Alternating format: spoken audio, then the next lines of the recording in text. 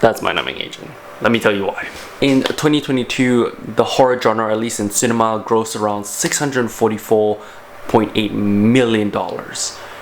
That's a lot of money. And it's not just the movie genre that's being affected by horror. Like, the gaming industry has been pivoting into a lot of horror-based games. Like Lethal Company recently got so much attention, and it's fear-based.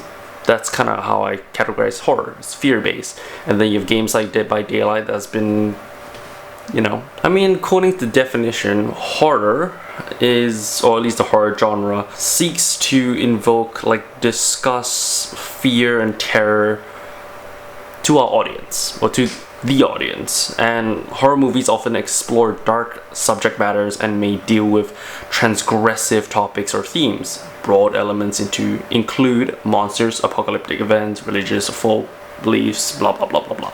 And I get into swings of horror and true crime here and there, and even though both can be equally as disgusting, as gory, as distasteful, horror actually helps guide the focus of the audience very, very well.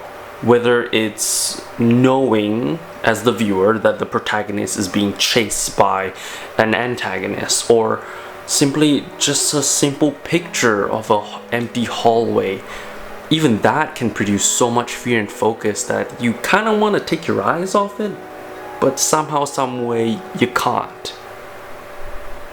Even noise. Most horror movies focus on tension and visual themes. Well, they play loud blaring music like I just did. Some horror movies play with silence.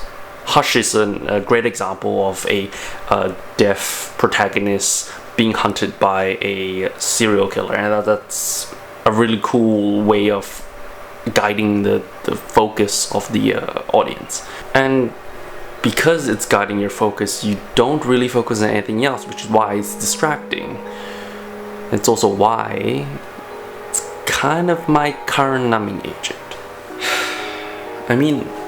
Life gets pretty overwhelming from time to time, and just like pretty much everybody else on this earth, I doom scroll and I distract.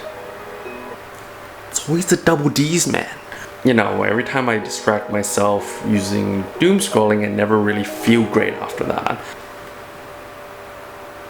Oh, sorry. This has been a pattern for quite a while now, and it hasn't really resulted in anything productive. Actually, it's been pretty terrible.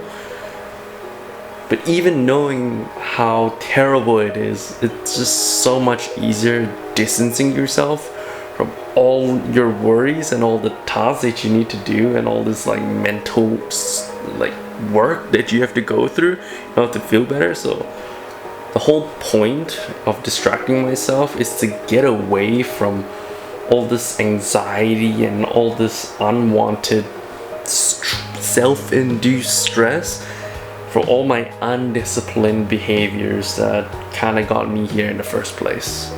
If I'm gonna distract myself, I might as well feel okay after doing that, not worse.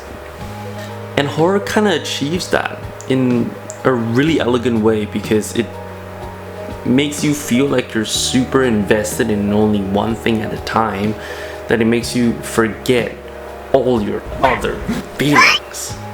It's kind of like how Korean people tend to eat super spicy foods and then consider that to be like a stress relief activity.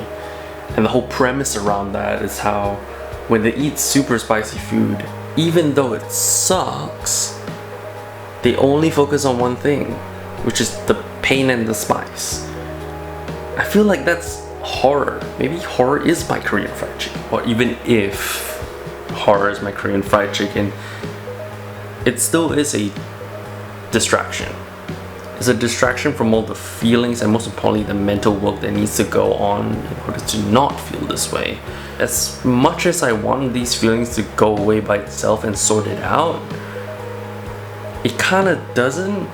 And just like every single unhealthy coping mechanism, those emotions plotting in the back of your head, they're going to release the dam of emotions and they're gonna do it hard. It's just a matter of when. Dealing with my emotions after all of that is still the most effective thing and honestly the right thing to do.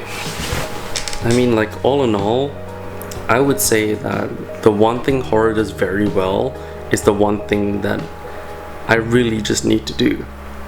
It's to focus, it's to be intentional, is to actually face my problems the way that I invest in horror. And it's the only thing that will get me over that line. Making sure that I'm aware and I recognize the changes and the choices that I make is ultimately so crucial. Another glancing decision that lacks intention and lacks motivation. There is no passion, there is no vision, there is no aggression, there is no fucking mindset. It's just gonna restart this whole cycle. And we don't want that. I don't want that. The decision needs to be made with nothing distracting me. No phones, no music, no nothing. Just like horror, I need to feel it. I need to feel that decision. And honestly, only then will real change take place. Just like how horror was my numbing agent, intention is my antidote. Thank you for watching.